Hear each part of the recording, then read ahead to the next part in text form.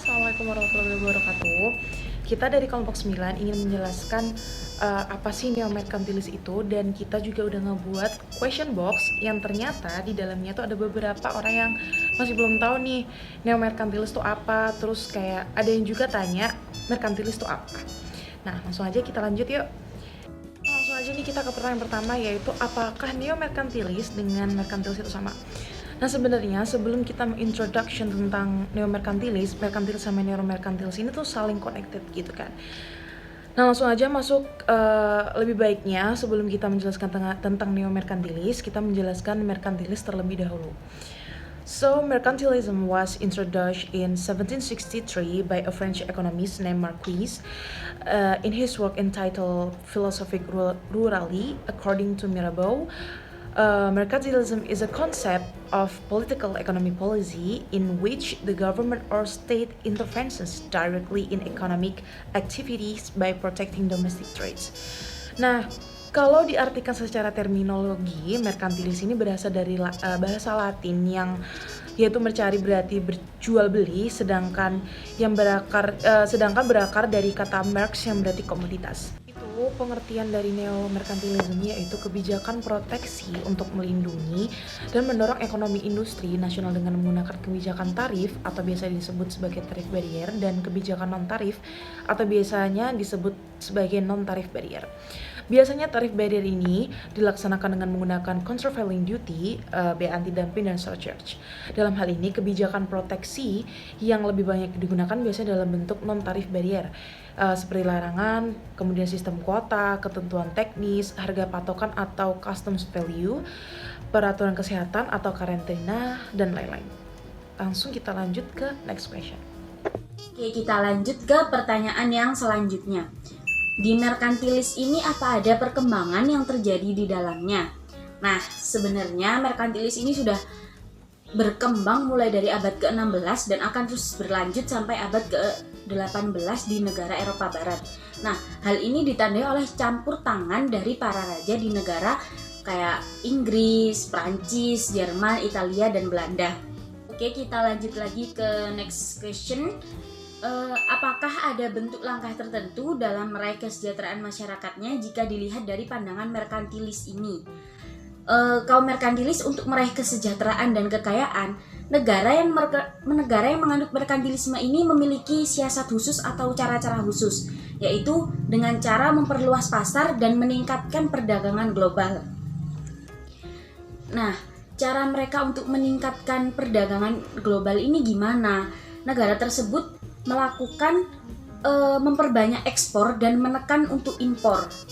Nah, surplus yang masuk ke negara dari net ekspornya tersebut harus dibayarkan dengan logam mulia, di mana hal ini bisa membuat negara tersebut menjadi semakin memiliki lebih banyak logam mulia, sehingga secara tidak langsung hal ini bisa membuat negara tersebut merasa semakin kaya dan sejahtera.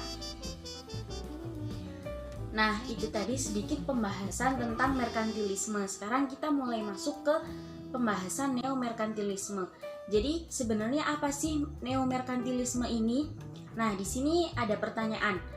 Apa benar neo-merkantilis ini merupakan perkembangan dari merkantilis? Nah, sebenarnya neo-merkantilis ini pada dasarnya adalah suatu perkembangan dari teori merkantilisme, di mana teori neo-merkantilisme merupakan suatu kebijakan yang menerapkan proteksi dengan tujuan melindungi dan mendorong perekonomian nasionalnya. Kebijakan yang sering dilakukan oleh neo-merkantilisme ini biasanya kebijakan pemberian tarif dan non-tarif. Slide selanjutnya, saya Rata Damayanti akan membawakan mengenai case of the European Union's protection of crude palm oil. Jadi di sini saya akan membawakan studi kasus dari adanya neo-merkantilisme.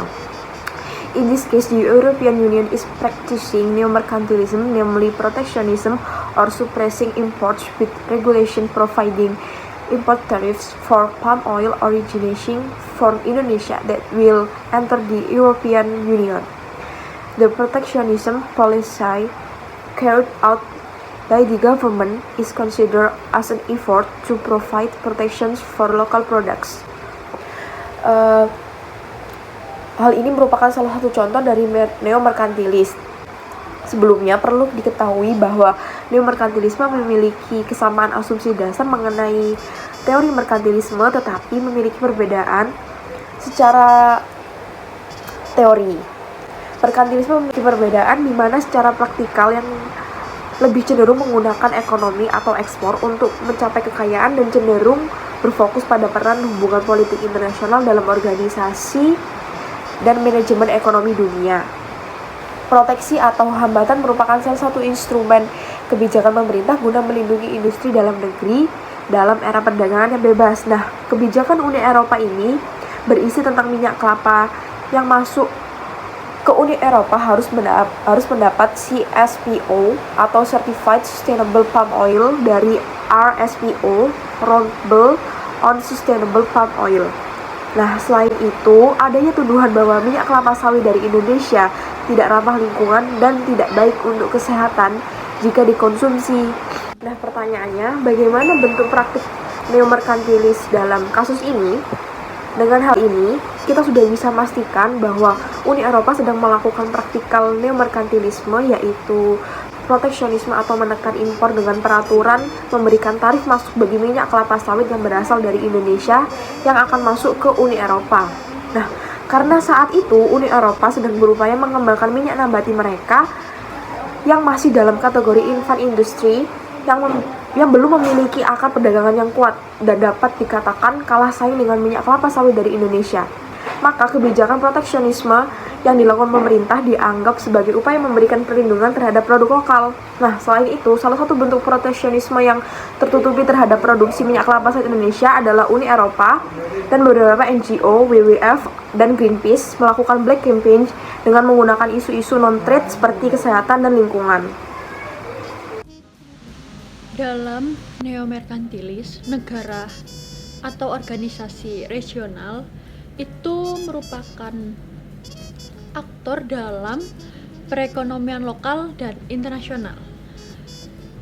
Dan negara itu cenderung akan melakukan proteksi serta investasi sebagai salah satu strateginya untuk mencapai kekayaan negara.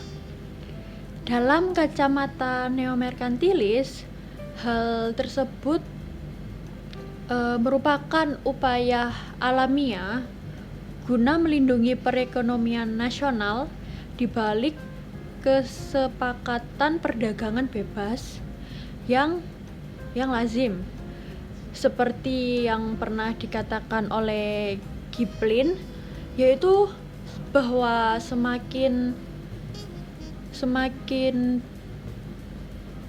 pasar mengalami perkembangan, maka negara akan semakin mencari peluangnya itu untuk mengontrol sebuah perdagangan.